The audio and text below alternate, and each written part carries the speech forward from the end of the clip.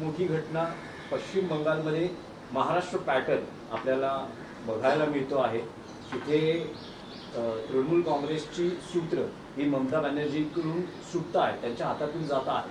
आणि सेम जे महाराष्ट्रात घडलं, शिवसेनेच्या बाबतीत असेल किंवा एनसीपीच्या बाबतीत असेल, तेच सगळं आता पश्चिम बंगालमध्ये पुन्हा पाहायला. हा देशभरामध्ये एकपक्षीय राजकारणाचीही त्यांनी केलेली मुहूर्तमेढ आहे. या देशामध्ये फक्त आमचाच पक्ष राहील, आमचाच पक्ष राज्य करेल, कोणताही प्रादेशिक पक्ष किंवा इतर अन्य पक्ष राहणार नाही. या दृष्टीने त्यांनी महाराष्ट्रामध्ये हिंदुहृदय सम्राट बाळासाहेब ठाकरे यांची शिवसेना फोडली. पैशाच्या आणि निवडणूक आयोगाच्या आणि सुप्रीम कोर्टाच्या ताकदीवर. त्यानंतर शरद पवार साहेबांचं राष्ट्रवादी काँग्रेस तोडली. त्याआधी पासवान यांचा पक्ष जनशक्ती पार्टी तोडण्याचा असाच प्रकारे प्रयत्न झाला. आणि आता सगळ्यात महत्त्वाचं राज्य असलेल्या पश्चिम बंगालमध्ये आधी गैरमार्गाने निवडणुका जिंकल्या. महाराष्ट्रात पण तशाच पद्धतीने निवडणुका जिंकल्या मोदी, शहा आणि फडणवीस दे या लोकांनी, आणि मग पक्ष फोडले. पश्चिम बंगाललाही तोच पॅटर्न आहे. पण लक्षात घ्या, हे तुम्ही जे करत आहात ही लोकशाही आणि देशासाठी चांगली गोष्ट नाही. याचा अर्थ तुम्ही राष्ट्रप्रेमी नाही, तुम्ही संविधानप्रेमी नाही, तुम्ही लोकशाही प्रेमी नाही, तुम्ही व्यापारी आहात आणि तुम्हाला फक्त राजकीय फायदा हवा आहे. भविष्यात आपल्याला समोर कोणी दुसरा उद्योग करायला उभा राहू नये या पद्धतीनं, जसं अडाणीचं चाललेलं आहे, त्या पद्धतीनं तुम्ही पक्ष फोडत आहात. अद्याप बंगालमध्ये निवडणुकांचं वातावरण अजून पूर्ण संपलेलं नाही आहे. आता शपथविधी झाला आहे आणि तुम्ही ममता बॅनर्जीचा पक्ष फोडताय, ममता बॅनर्जीच्या लोकांवर हल्ले करताय.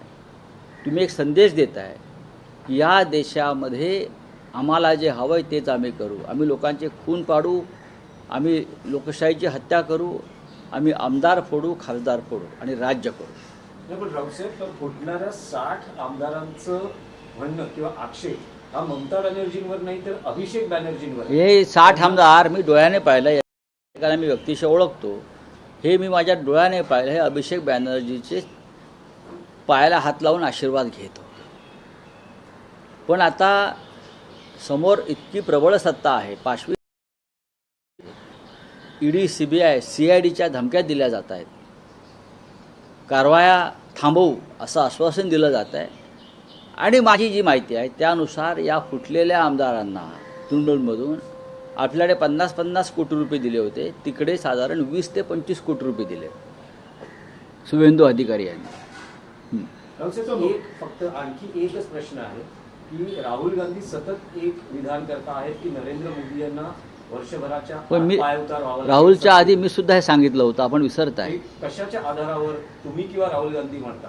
हे मी सातत्यानं सांगत आलो की या वर्षभरामध्ये पुढल्या नरेंद्र मोदी सत्तेवर राहतील आणि देशातलं चित्र मला दिसतंय, अस्वस्थता दिसते. कधीही बंडाची ठिणगी पडेल जनतेमध्ये आणि लोक रस्त्यावर येतील, लोकांचे खायचे वांदे होणार आहेत, अशा प्रकारचं आर्थिक स्थिती देशामध्ये दिसते मला. हे तुम्हाला पण सांगतो पत्रकारांना, लक्षात घ्या. ममता जी की पार्टी नहीं टूट रही है, ममता जी की पार्टी को तोड़ा जा रहा है.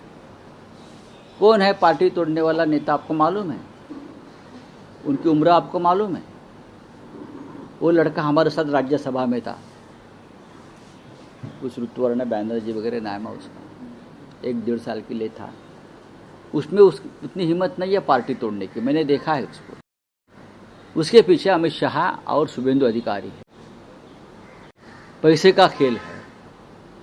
और जो विधायक टूट रहे हैं, जो आंकड़ा है, वो क्षमता तोड़ने की उस लड़के में नहीं है जो उनका नेता बन गया है. वो क्षमता उनकी नहीं है. उनके पीछे अमित शाह, जो महाराष्ट्र में हुआ, एकनाथ शिंदे के पास 8 विधायक थे. अमित शाह जी ने खुद फोन कर भेजे सूरत में, प्रमित जी ने भेजे, आप जाइए